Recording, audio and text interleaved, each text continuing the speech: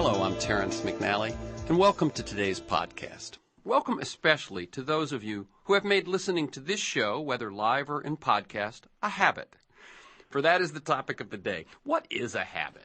Are habits positive, a sign of cultivation and industry, or negative, a sign of weakness and mindlessness? Or are they neutral and their value up to us? Well, what have wise ones before us said? Aristotle, we are what we repeatedly do. Excellence, then, is not an act, but a habit. Samuel Johnson, the chains of habit are too weak to be felt until they are too strong to be broken. Stephen Covey, who built an empire based on his book 7 Habits of Highly Effective People, wrote, our character is basically a composite of our habits. And finally, no list of quotes is complete without Mark Twain. Nothing so needs reforming as other people's habits.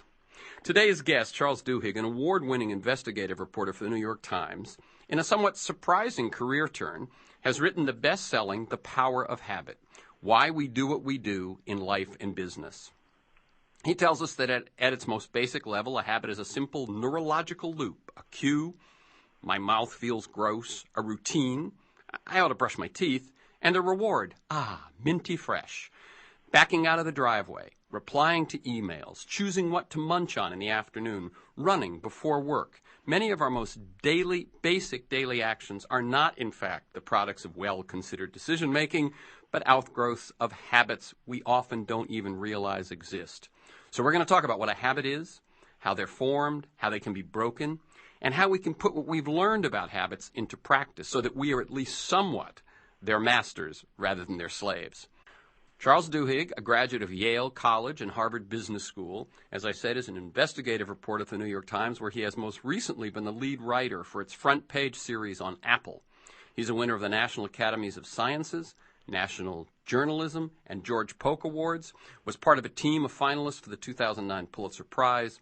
He's a frequent contributor to This American Life, NPR, PBS's NewsHour, and Frontline, and The Power of Habit is his first book. Welcome, Charles Duhigg. Thanks so much for having me on. I really appreciate it. I'd like listeners to get a feel for the people behind the work and the ideas that we talk about. And can you briefly tell us about your path to the work that you do today? Not so much this particular book on habit, but your work as an investigative reporter. We'll get to the book soon enough. Feel free to mention mentors, turning points, moments of decision. Sure. You know, when I was I went to Yale as an undergraduate, as you mentioned, and worked on the college newspaper there. And after leaving Yale and living in the Middle East for a little while, decided to start a company in New Mexico where I had grown up. And I started that company, which we ended up selling. And while in the process of that, decided to go to business school, and while in business school was trying to decide whether to go into journalism or stay in business, and felt like journalism was particularly interesting and sort of offered me a real opportunity to do something different every day, which is somewhat different from business, where you learn how to do one thing very, very well and end up doing it over and over and over again. Journalism offered me the opportunity to do something different every single day. And so I decided to do it. And how did you end up on This American Life? Well, they've asked me to come on, I guess, twice now. Once was to talk to them about the Apple series that we were working on, because they had broadcast a show by a guy named Mike Daisey and then did a retraction. Well, I was going to say, you actually say on your website that one of the reasons you became a journalist has to do with This American Life. So. Right. Yeah. You know, when I was working the summer between my first and second year of business school, I was working at a private equity group, and so my job was basically to build financial models every day. And so what I would do is I would come in and I would open up my computer and start working on financial models, and I found it to be it's the type of thing where you can listen to the radio while you're doing it.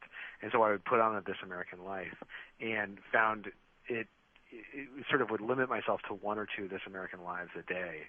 But it was the best part of my day, was listening to the show. And so that was one of the things that persuaded me to become a journalist, was this opportunity to kind of listen to this program and I felt like it was just much more interesting than anything else I was doing. I find that really, really neat. I can just picture you doing this and and torn between what you're actually getting paid to do and what a company is depending on you to do and what's actually fascinating you. Yeah, exactly. It was much more interesting to be listening to stories, and I found myself attracted to stories in a way that I wasn't when, the truth is that unfortunately finance, while it's fascinating, finance is kind of designed not to be so interesting on the day-to-day unless you're really, really into numbers. And I just found myself so much more attracted to stories and to the ambiguity inherent in stories.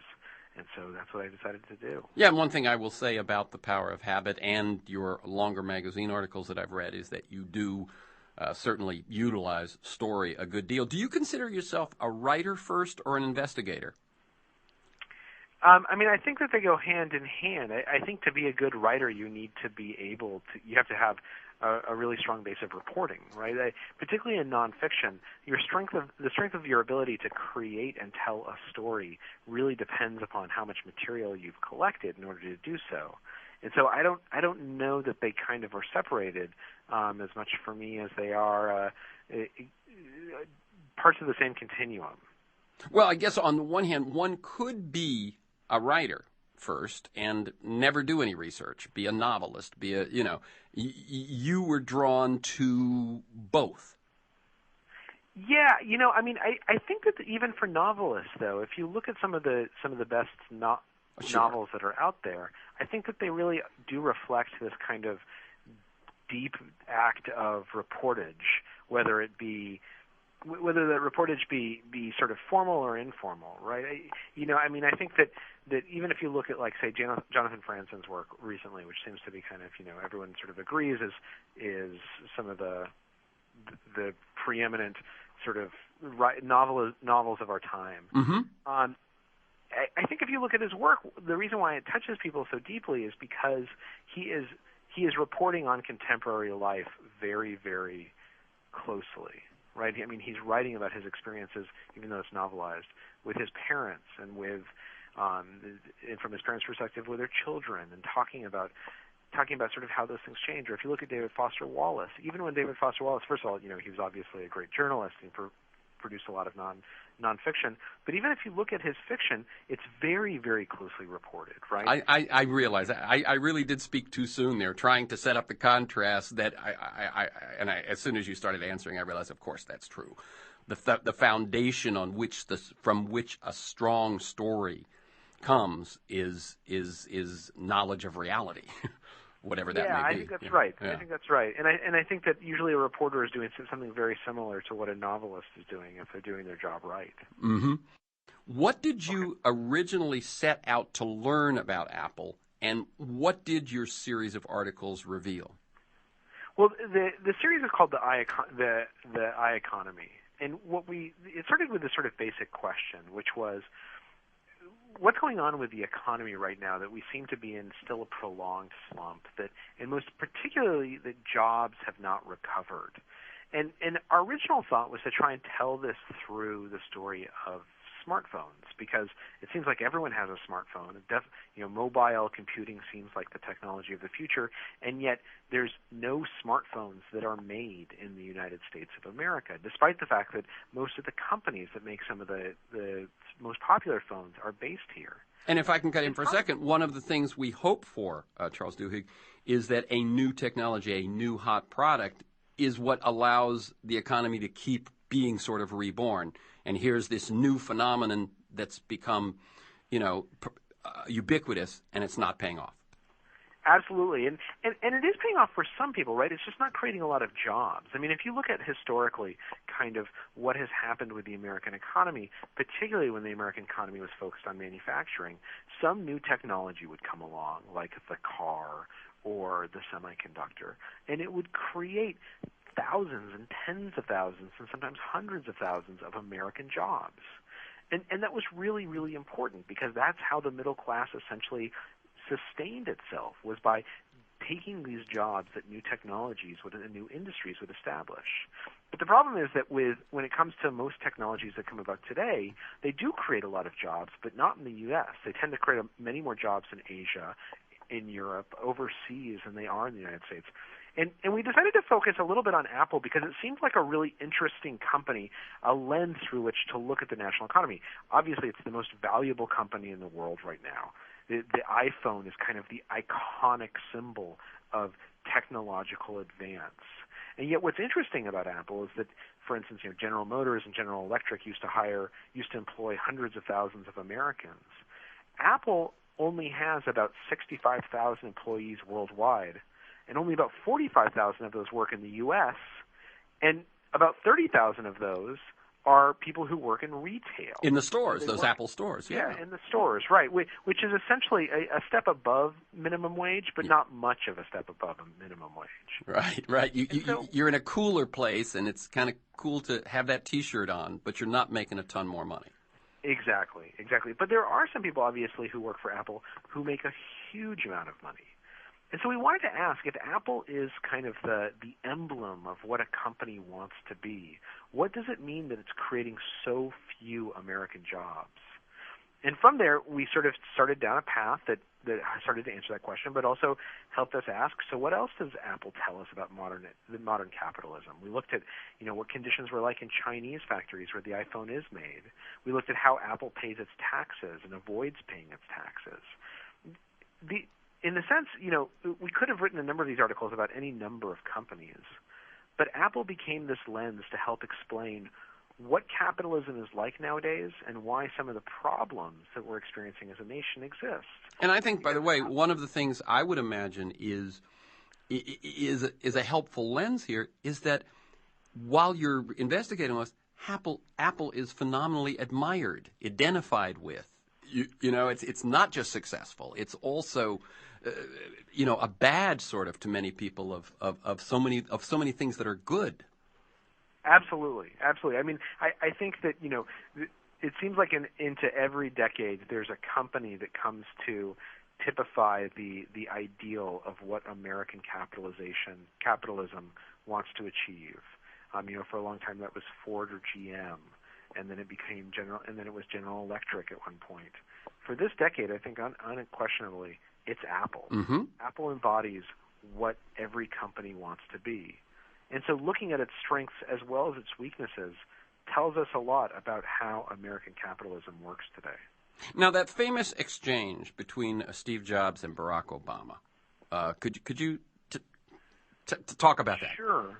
Yeah, there's been a couple of them, but the one that we highlight is that a number of Silicon Valley luminaries had set up this dinner where Barack Obama came out after he was elected to president and sat down with him to basically talk about job creation, talk about what Silicon Valley and technology can be doing to create more jobs. And each of the people who were there, all the executives, were told to come with a question to ask the president. Kind of this was the prep that they got. And they go in, and they're going around the table and introducing themselves and asking their questions. And when he gets to Steve Jobs, the president actually interrupts him and says, "Look, I've got a question for you. What would it take to build iPhones in the United States of America?" And what Steve Jobs says is, those jobs aren't coming back. That those jobs, a lot of them were never here in the first place, but that the U.S. lacks mid-level engineers, that we can't compete with China on flexibility. What he didn't say is that Chinese workers and Asian workers are so much cheaper, because it turns out that's not a big part of the reason why Apple is in China. Labor is a very, very small component of making smartphones or other gadgets. It's just the real costs are, for instance, making semiconductors or getting the glass that's on the face of the iPhone, etc. Those components are the expensive part. And what's happened is that a lot of those components are now made in China because that's where the supply chains are. And since the supply chains exist there, it makes sense to build there in addition. And you need a whole bunch of mid-level engineers to oversee this complicated manufacturing. And the U.S. doesn't produce tool makers anymore. We don't produce mid-level engineers at the numbers that they're needed. And according to Mr. Jobs, and this is true, I think, throughout the sentiment is true throughout the technology industry, American workers aren't willing to make the sacrifices to achieve this extreme productivity and flexibility that Chinese employees are. Yeah, that's what I find interesting. As you say, it's not the wage per hour that's the significant thing. It's the willingness to turn on a dime, to work endless hours, and the other thing that I think people, if they think about it, may go, "Oh, that makes sense," but it was surprising to me was that so much of this work is handwork. Is people sitting there. So it's not a question even of those workers. It's not even a question of education or technical skills so much as it is this flexibility. So talk a bit about that. Well, there's this need for extreme flexibility because the production cycles are so fast, right? Very often, I mean, take for instance the iPhone. Before the iPhone came out, just 6 weeks before it came out, Steve Jobs ordered a complete redesign of the materials that were used for the casing. The iPhone originally had a plastic screen, and Steve Jobs said he wanted a glass screen 6 weeks before it was supposed to be on shelves. It took about 4.5 weeks to figure out how to do that. And so Apple had a very limited amount of time to actually train all of its employees, all of its workers, to use glass instead of plastic. So what they were able to do in China is, for instance, wake up thousands of people at midnight and have them on the production line within 20 or 30 minutes so they can start turning out these products. It'd be very hard to convince American workers to, rouse themselves out of dorms. In China, it's very common that when people work in factories that they sleep in dorms on the property of the factory so that you can go and wake them up at midnight and get them on the line. People are willing to move from city to city much more easily than they are in the United States. And having that flexible workforce is very important to a company like Apple because it's releasing a new product a year. They're oftentimes making changes and then implementing them within hours on a production line. It's hard to do that when you're dealing with millions and millions of products or millions and millions of individual smartphones. Yeah, I mean, so some of the things we like about Apple, that wonderful design, that intuitive feel, that ability to improve so much, is dependent at that end on this kind of labor. I mean, you say factories can hire 3,000 people overnight or create facilities that house 250,000 workers and change them in a couple of hours or a couple of days from one product to another. That's exactly right. Right. And when you think about it, that's what's needed in order to have a brand new iPhone every single year. Yeah. If you compare, for instance, iPhones to, say, cars, back during the heyday of Detroit, there was a major redesign in automotive style maybe once every 5 years. Redesigning cars was a big, big deal. Now we've become accustomed to having a pretty major redesign of the technology we use every single year. But the only way that can happen is if you have extreme flexibility in your manufacturing. And that takes countries like Asian nations where workers are willing to be that flexible. Okay, I'm Terrence McNally. I'm speaking with New York Times reporter Charles Duhigg. The focus of much of our conversation today will be about his new best-selling book, The Power of Habit. But right now we're talking about his series of articles about Apple. So what does this say then? So we've got what the sort of the problem is. And what is – but Foxconn, the largest manufacturing company over there, is – I mean, I know one just particular incident or fact about it was they had people actually committing suicide at some of these enormous factories, and their intervention was to put nets up so that they could jump off the roof but not die. This is that's maybe at the far end of the continuum, but where does Apple, in its relationships to Foxconn and in our relationship to admiring Apple, how does all of that fit together? Well, so as you point out, Foxconn is the largest private employer in China, and they're also one of the largest manufacturer of electronics goods in the world. And every company, Apple, Dell, Microsoft, HP, everybody works with Foxconn. When we were writing about Foxconn earlier this year, and for a number of years, they've come under criticism because I think a lot of people had heard about the suicides, and they did take steps beyond the nets.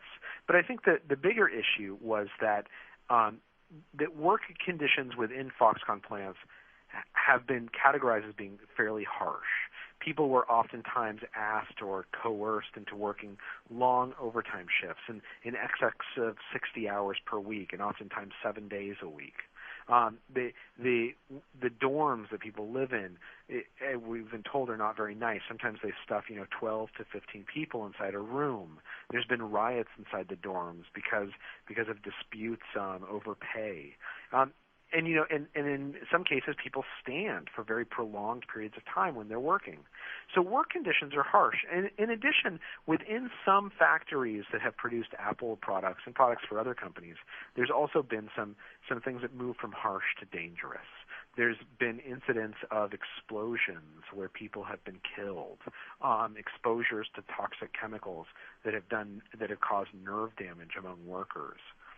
And I think, I don't think this probably shocks many of your readers that conditions in China within factories are worse than they are within the United States. But what is somewhat shocking is that those factories are where a lot of the devices that you carry in your pockets are produced. Right, there's a direct line from factories where accidents have killed people to the iPhone that you carry in your pocket or the computer that's on your desk. Now, Apple has, particularly since our series came out, Apple has taken these issues very, very seriously. After we published sort of a long article about how dangerous it is in some factories and the fact that there's been warnings of workers being exposed to dangers making iPhones and other devices, that those warnings weren't sufficiently acted upon, according to some activists. Apple has taken very proactive steps. They've invited in some independent auditors. Foxconn, the company that manufactures all of this stuff and that owns the factories, announced after our series came out that they were going to be increasing wages for 1.2 million workers within China, and that they would be cutting hours significantly and not economically penalizing people for cutting those hours. So if you earned a certain salary, your hours would go down, but you would earn the same salary. So I think that you can argue that everyone within this industry takes the issue seriously and has been very active on it. I think the question is that there is a tension here, right? Mm-hmm. Apple wants to keep costs down. They're very aggressive about how they negotiate with their suppliers, and they drive down prices. And that means that suppliers often cut corners or have an incentive to cut corners when it comes to working conditions. In addition, consumers want a new device all the time, and they want it as cheap as possible, right? People want their new iPhone every single year, and they don't want to pay more than a couple $100s for it. And that means that you get into situations where workplaces can become dangerous, because the only way that you can do things that quickly and that inexpensively is to sometimes expose workers to situations where there are dangers.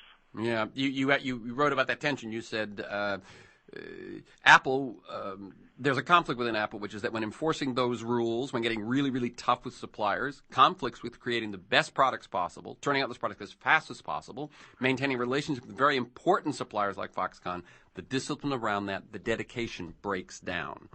And you're not pointing to a specific instance or something. You're just saying that's kind of the way it is.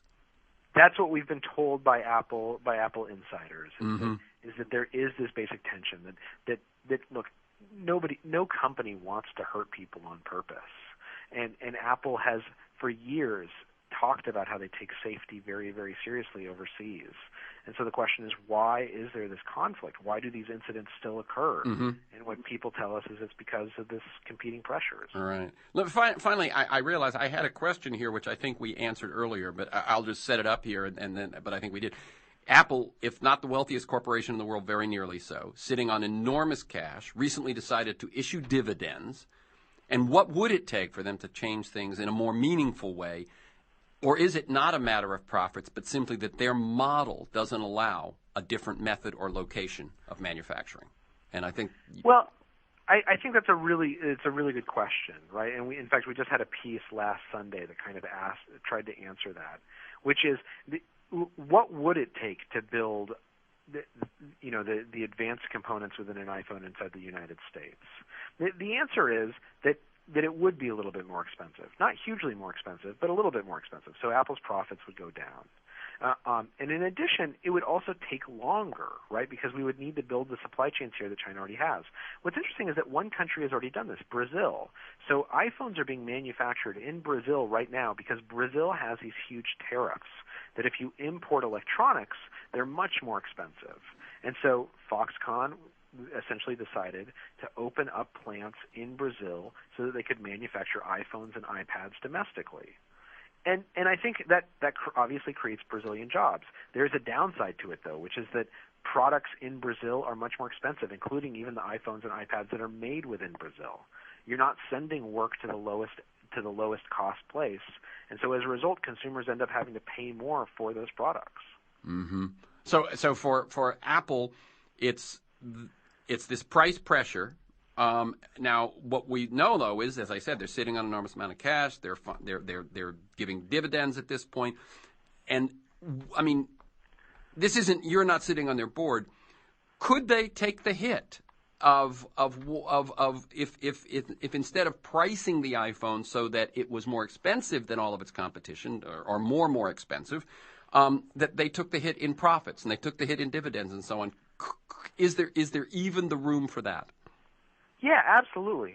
If Apple decided that they wanted to manufacture the iPhone in the United States and most of its components here, then they could absolutely do that.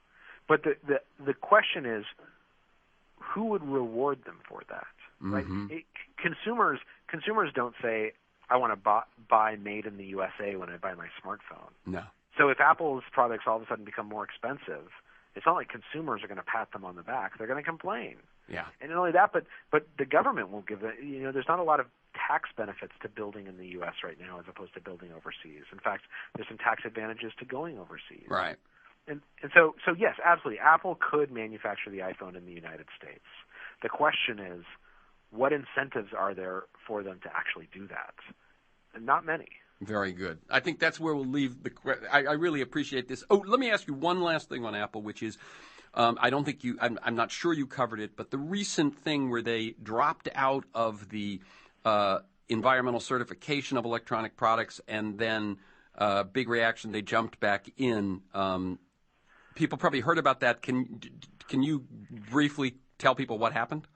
Yeah, I didn't really write on it or report on it, and so I'd rather not sort of describe it because I usually limit myself to. Fair enough. Okay, so we will leave Apple there. But that question you finally asked is what you finally said is, where are the incentives? And so then it becomes not just about Apple, but about the government, about the consumers, about the system in which Apple operates.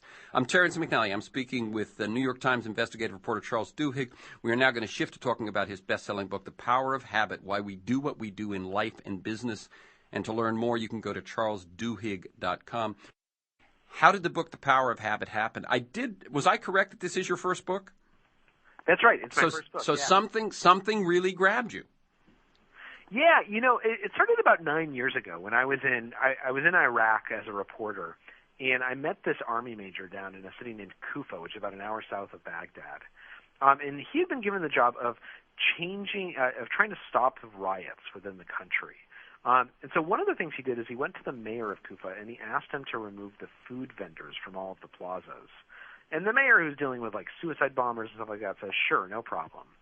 So a couple of weeks later, a crowd starts growing in one of the plazas, and it gets bigger and bigger and bigger. And one of the things that you can't tell from television is that it oftentimes takes hours for riots to develop. Right, the crowd grows over time until someone kind of throws a bottle, and then all hell breaks loose. And so the crowd was getting bigger and bigger and bigger over time, and some of the local Iraqi cops radioed the base and said, be on standby because it looks like a riot's going to break out. And it got to about 5:30 or 5:45, and the outermost ring of sort of spectators start getting hungry, and they start looking around for the kebab sellers that usually fill the plaza, and none of them are there because they've been removed by the mayor. So they go home. And then the sort of next ring of people sort of see these people leaving and think to themselves, oh, well, they're not seeing another riot someplace else that's better. I'm going to follow them and see where they're going. And the crowd just kind of peters out. And this happened again and again and again. In fact, over the 9 months that the Army Major was there wasn't one riot. And he said it was because he had removed these food vendors. And so I asked him, how did you know that removing the food vendors would have this impact and stop these riots? What he said was, first of all, he had tried a whole bunch of other stuff. But he said when he joined the military, he realized that the military is all about teaching people to recognize habits and to change them. Right? Our natural instinct is if someone's shooting at us to run away. But the military teaches you this habit to shoot back. And it even teaches you kind of mundane habits, like, how to communicate with your spouse so that if you're in a war zone and you're emailing with your spouse, you're not going to get so distracted because you're fighting with each other, or how to manage your money, the sort of spending habits so that it's not weighing down on you when you're out doing missions. The military is kind of this giant machine for changing habits. And the major told me that once you start to see people's behaviors as collections of habits, once you recognize that a crowd of 100 Iraqis is actually a bunch of habits kind of working in tandem, it's like someone gives you this magical visor and lets you suddenly understand how everything works, and you can start to influence and change people's behaviors. And so I thought that was really interesting. So when I got back to the U.S., I started researching what we'd learned about habits and discovered that in the last decade, we've actually learned a tremendous amount about how habits work. Okay, so this is one of those things that's obviously, as I cited, Aristotle, and Samuel Johnson and so on at the top. Habit is something we've known and cared about for a long time. But there have been advances recently, as in so many fields, that have to do with the brain and the mind and human behavior. Let me, if I may, William James is often cited when we talk about habit. As you write, he devoted a whole chapter of his 1890 Principles of Psychology to it. And so when I first thought about habit, I thought, what does James say about it? So let me actually just do this very quickly, Charles, but I'm going to read a couple of quotes from James and tell me if the science that we've learned actually backs him up. Okay? So he says 99 hundredths or possibly 999 thousandths of our activity is purely automatic and habitual, from our rising in the morning to our lying down each night. It's not quite that high, is it? But tell us what science knows. Yeah, well, so about half of what we do every day is habit. There was a study that was done by a Duke University professor a couple years ago, and what she found was that 40 to 45% of our daily actions are not actually decisions, but are in fact habits that almost unfold automatically or subconsciously. So he's a little off on the percentage, but he's right in theory that basically habits shapes a huge amount of our behavior. Okay, he says new habits can be launched. Yes or no? Yes, absolutely. In fact, you can change one of the things that we've definitely learned in the last decade is that it doesn't matter how old you are, it doesn't matter how ingrained a behavior is, you can change any habit if you know how to diagnose it. And we're gonna go into that in a little more detail. Let me give you two more of James's quotes, though, because I always find this interesting that what these guys did, kind of based on their observations without the advanced science, and now we have these, brain scans and things. In the acquisition of a new habit or the leaving off of an old one, we must take care to launch ourselves with as strong and decided an initiative as possible. Wait, I'm sorry, read that one more time. He says, I guess I'm not... in the acquisition of a new habit or leaving off an old one, we must take care to launch ourselves with as strong and decided an initiative as possible. So there's got to be some major decision, some major initiative to change that inertia. Well, I think in a sense that's true. I mean, one of the things that we've learned is that in order for a habit to really change, you have to essentially make it a priority and believe that change is possible. So let's take Alcoholics Anonymous as an example. There's a really interesting AA basically works by changing people's habits. When most people have when a lot of people say that they're alcoholics, what they really mean is that they have habit dysfunctions around alcohol consumption. And so AA works for a lot of people, but the question has always been, why does it seem to fail after working for so long, right? People will go sober, they'll spend years sober, and then all of a sudden some major crisis will happen. They'll get divorced, or their parent gets sick, or they get sick, and they go back to drinking. And the question was, why at those moments of stresses do these new habits seem to break down? And the answer seems to be because at a moment of stress, if you don't sufficiently believe that the change is permanent, then people tend to relapse. So we know that people who make it through those moments of crisis without relapsing are ones who for some reason have a belief that they can make it through this without having to return to alcohol. And one of the strongest ways to create that relief or that belief is to change in the company of a group. That this is why groups are so powerful, is because they help us create a sense of belief that change is actually possible. That's why AA, for instance, focuses so much on going to meetings and meeting with sponsors. It's a social experience because social experiences are how belief is best created. Very good. Let's go back to the elementary elements, if you will, that I mentioned in the introduction of what is a habit. And you write very well about this, that it's a loop. That's right. So there's three. So what we've learned in the last decade, because of experiments in neurology, is that every habit has three components. There's a cue, which is like a trigger for the automatic behavior to start in the first place. And then there's the automatic behavior itself. And then finally, a reward. And the reward is how your brain learns to remember this pattern for the future. In fact, a particular part of your brain, the basal ganglia, is where habits seem to spawn out of. And for years, people have focused on the behavior, right? That's kind of where our attention was drawn. But what we've learned through experiments over the last couple of years is that it's by focusing on the cue and the reward that we gain the most influence over changing habits and creating new habits. It's this trigger and the reward that really shape why our automatic behaviors occur. Okay, and that seems to me to be, as you say, that's a huge shift.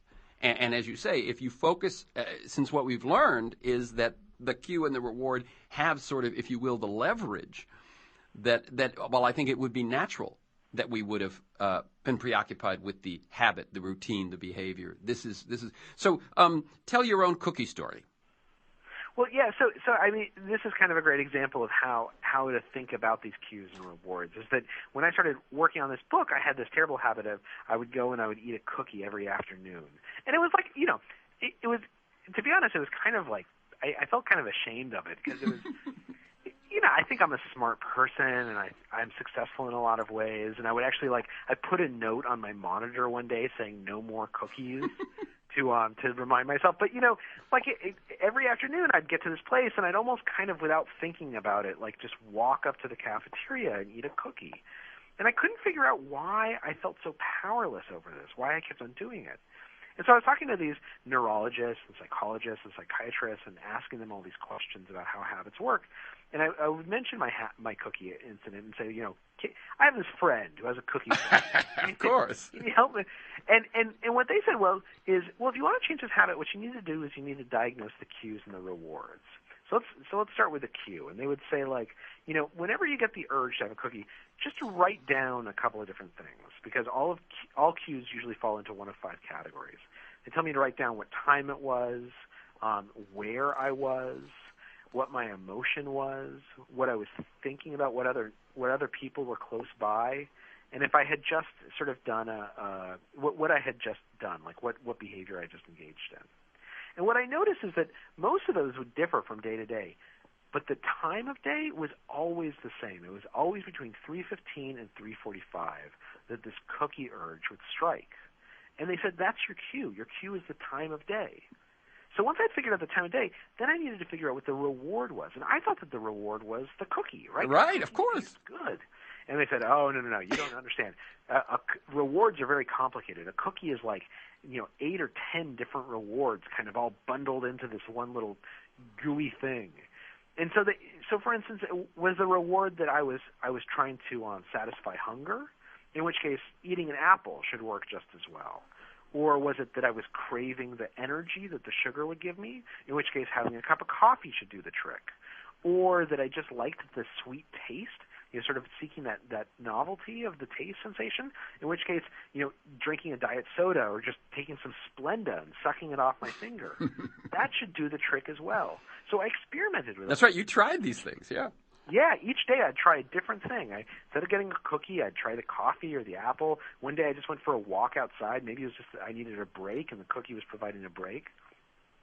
And what I eventually figured out by running these little experiments was when I went up to the cafeteria to get my cookie, that's when I would see my colleagues, right? If you're an investigative reporter, you don't spend a lot of time talking to your colleagues. You're usually sort of typing or looking at documents or on the phone with sources.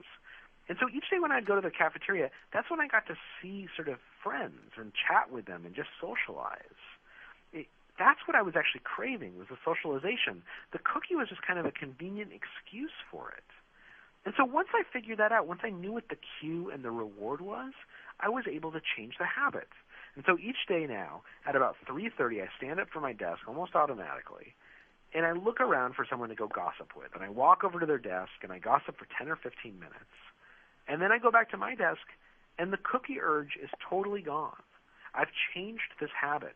But the key was that I had to recognize what the cue and what the reward was and break it down into these components. And only then was I able to actually reshape it in a way that was healthier for me.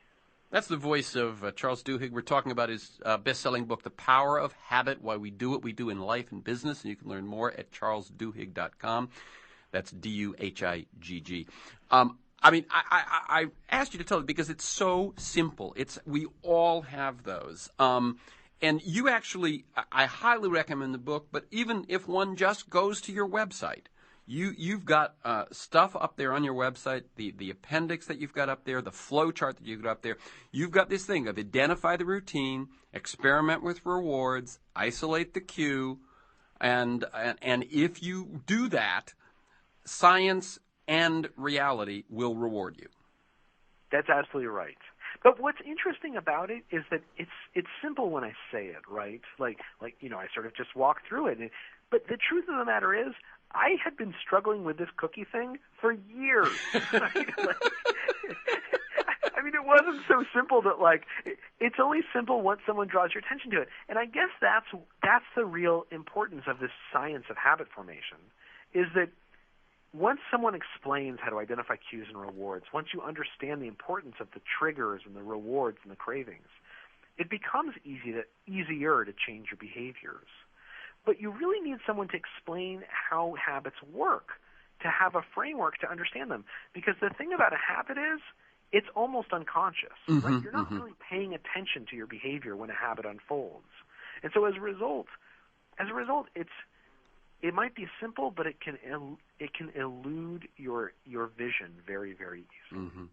One of the things that was quite interesting that is dependent on the science is that you talk about how the scientists examine rats in mazes pursuing chocolate and so on, and what they found was a lot of brain activity at the time of the cue, not much brain activity during the wandering through the maze, and a lot of brain activity at the moment of the reward. Now, that wasn't the first time, but as someone does something habitually, and I think that is what told them that the cue and the reward were what was crucial, right? Exactly. When you're in the middle of a habit, so your brain kind of pays a lot of attention to the cues, and it kind of shakes itself awake when you find the reward. But in the middle of the habit, it's almost as if your brain goes to sleep, or that you start thinking about something else. You go on autopilot, and for instance, when you're backing your car out of the driveway, you go on autopilot. You're able to, think about turning on the radio, or whether you left your kids' lunch inside, or the meeting you have later that day, or you're driving to work by habit, and you remember getting in the car, and you remember showing up at work, but you can't remember anything in the middle. Your brain essentially has this amazing ability to go to sleep during a habit. That's one of the reasons that we have them, isn't it? That's exactly right, because otherwise we would never have the mental capacity to invent fire and spheres and video games and aircraft carriers. It's very, very efficient for our brain to program some activities and then kind of turn itself off. But that's the downside of habits, too. That's why we feel so powerless against them, is because our brain is literally disengaged. Yeah. You have to somehow figure out how to make yourself wake back up. Right, and that's right. why understanding the habit is so powerful. Yeah, and the thing, if anyone wants to think about that, think about when the first time you backed out of a driveway. Oh, right. Your brain was on hyperdrive with every minute decision you were making, and then my stepson learned to drive this past year, and it was so clear in what his experience that over a shorter period of time it becomes automatic, and as you say, that's what also makes it invisible. Right. Absolutely. Or think about when you're driving to work and all of a sudden the guy in front of you brakes all of a sudden, right? And it's like you're kind of disengaged, and all of a sudden you're there, you're very present, you're there. It's because all those cues that you're accustomed to, they suddenly fade away, and there's some new stimulus that makes you wake up again. Yeah. That's how you change habits. Is you pay attention to those stimuli, those cues, and those rewards. One other piece, and then I do want to talk about habits in business, or the targeting, if you will, of habits in business. What are keystone habits? Keystone habits, well, there's this really interesting there's this really interesting thing that researchers have found, which is that some habits seem to matter more than others. They set off, when some habits change, they seem to set off this chain reaction that changes all these other habits. And those are known as keystone habits. So a great example of this is exercise. When people start exercising habitually, they start eating differently too, almost without even noticing it. But that makes sense, right? You're exercising, you feel good about your body, you feel good about yourself, you sort of stop eating hamburgers and start eating salad. But what's interesting is that when people start habitually exercising, they also start using, on average, their credit cards less frequently. They begin doing their dishes earlier in the day. They oftentimes are about 38 minutes more productive at work per day. Wow. And that's more surprising, right? Because there's nothing about going running in the morning on a regular basis that would somehow suggest that you would pull out your credit card less often. But for a lot of people, exercise habits are keystone habits. They start setting off this chain reaction in people's lives, and it changes all these other patterns. And researchers who've looked into this, the reason why they think this happens is that on a subconscious level, there's some habits that when we start to change those habits or create new habits, it starts to change our self-image. That's what I was thinking, yeah. Yeah. So someone who can exercise every morning starts thinking about themselves as the type of person who exercises every day effortlessly. And that's the type of person who has willpower. That's the type of person who has control over their spending habits. And so even without even realizing it, they begin adjusting the patterns in their life to accommodate this new self-image. Mm-hmm. And would that be something that probably AA had going for it as well, that alcohol was so ruinous that if they handled that one, they began to, because I do hear about, people handled that one and then other things change. Absolutely. I think for a lot of people, there's good keystone habits and there's bad keystone habits. For a lot of people, I think sobriety is a really important positive keystone habit. And simultaneously, I think for a lot of people, when they start drinking too much, their self-image changes in a way that they also start doing other things. Even if they haven't been drinking recently, their temper is less under control. They spend more carelessly. Keystone habits matter a lot because they shape how we see ourselves. And how we see ourselves has all these impacts, subconscious impacts, on the decisions we make every day. And which goes back to some of the things we said earlier about belief and will and those sorts of things. If you think you are someone who has the strength to do things, that has a great deal to do with whether you actually will or not. Absolutely. One last question on keystone habits. Exercise is one that seems to work for a lot of people. Do we know what they are, or are they different for different people? They're different for different people, and they're different in different settings. Different cultures, probably even. Yeah, absolutely. I mean, for instance, in the United States, for a lot of families, eating dinner together is a keystone habit. We know that if families eat dinner together, that kids end up doing better in school and they start their homework earlier, et cetera. That's not necessarily true in other countries. In other countries, eating breakfast together seems to have much more of a profound impact than eating dinner together. And I think a lot of that just has to do with how different cultures sort of pace out the day. Yeah. So yeah, it's different for different people in different settings, but there are ways to figure out what the keystone habits are in your life. It's also, keystone habits also exist within companies. You mentioned companies earlier. Right, Alcoa. One of the things, Alcoa is a great example of this. So if people are familiar with Alcoa, it's one of the largest aluminum companies on earth. And Paul O'Neill, before he became Treasury Secretary, was the CEO of Alcoa.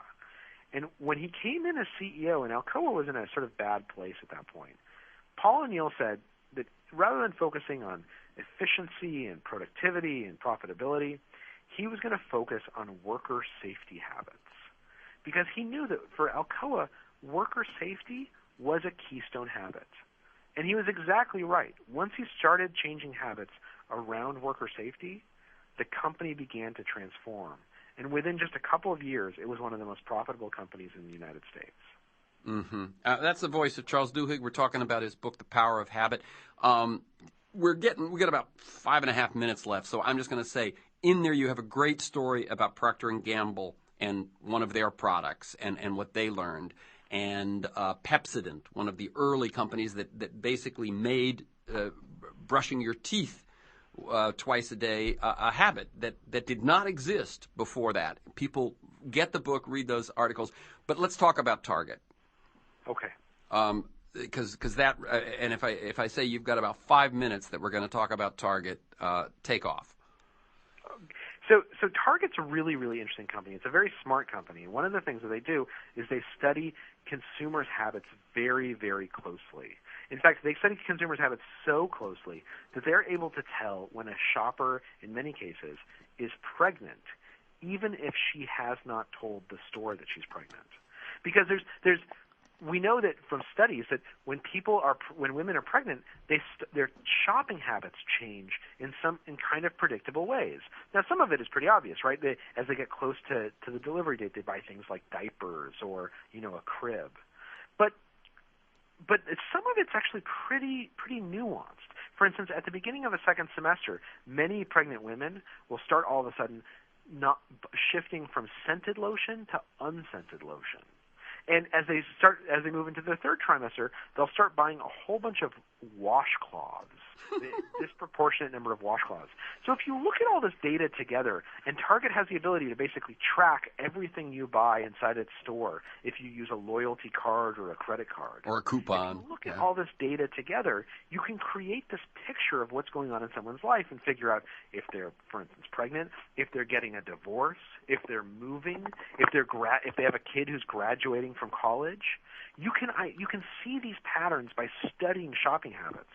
And once you have the ability to know what's going on in someone's life, you can tailor your marketing message to take advantage of those habits. Let me jump in for one quick second, because all of those moments that you talked about, moving, graduation, job change, pregnancy, those are moments when a company can have much greater leverage over changing your buying habits. Otherwise, we're pretty fixed, correct? That's exactly right. If you think about it, you probably buy the same toothpaste every single time you go to the grocery, right? Sure.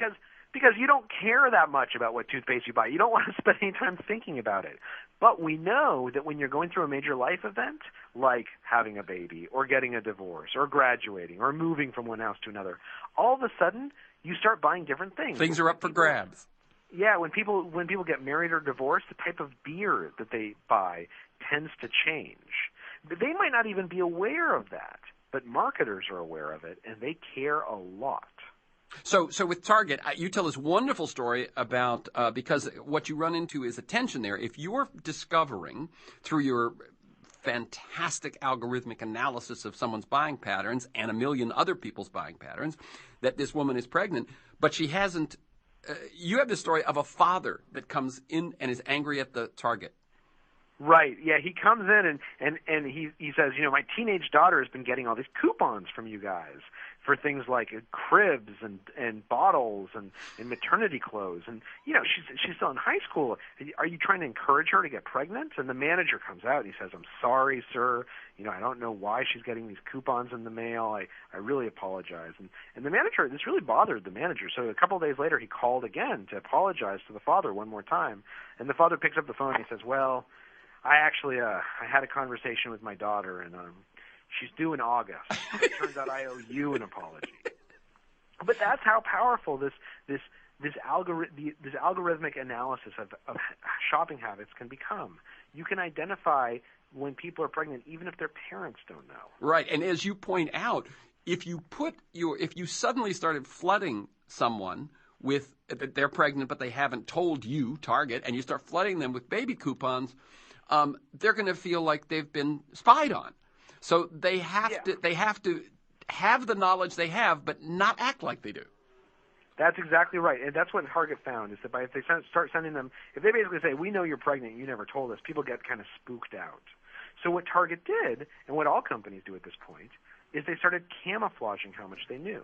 They would send women coupons for diapers and for onesies, but they would put it next to, for instance, a coupon for a lawnmower or for wine glasses, things that they knew that pregnant women didn't want. And so as a result, the women who got those coupons assumed that they were just kind of random, that they were anonymous, when in truth they had been tailored precisely to appeal to their tastes. They'd been tailored precisely to send them pregnancy coupons, but to hide that Target knew that they were pregnant. Yeah. We're going to have to bring it to a close. Let me just say two other things. One, in reading this, I thought it was ironic, the name of the company, Target, because they have certainly perfected targeting. And also the fact that they no longer speak with you and you are not allowed on their premises or something because you were putting out too many secrets. Am I correct? Yeah. They were not pleased. They were not pleased. Okay. The book is The Power of Habit, Why We Do What We Do in Life and in Business. To learn more, go to charlesduhigg.com. That's Duhigg. You can listen to this week's conversation and many other anytime during the week by linking to the podcast. You can sign up to have it delivered to you weekly. You can do those things at two places, either iTunes or at my site. And there's two names for my site, and they're both the same site, TerrenceMcNally.net. That's one word, TerrenceMcNally.net, or a world that justmightwork.com. If you want to receive my weekly email announcement telling you who's going to be on, what we're going to talk about, and 2 or 3 articles about the issues we're going to talk about, email me. You can sign up at my site or email me at T.E. McNally. The playwright got T. McNally. I have T.E. McNally at mac.com. And finally, thank you to Charles Duhigg, and keep up the good work. Thank you so much for having me on. I really appreciate it. Okay, we enjoyed it. Thanks a lot.